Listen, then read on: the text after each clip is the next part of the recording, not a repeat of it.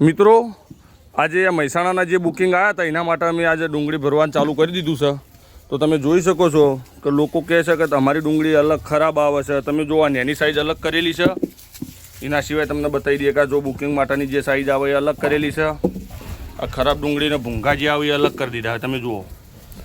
અને આ મહેસાણાનો આ જે 50 કટ્ટાનો ઓર્ડર હતો એ બુકિંગ થઈ ગયો અને એ ભણવાનું ચાલુ થઈ ગયું છે. હવે અમારા પાસે સ્ટોક પડ્યો છે, પણ થોડો જ સ્ટોક જ છે, કોઈ ઝાઝો સ્ટોક છે નહીં અમારા પાસે.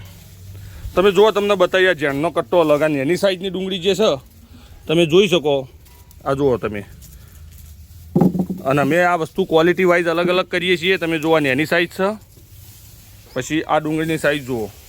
આ જે કટ્ટો ભર્યો એ તમને કટ્ટો બતાવી દઈએ.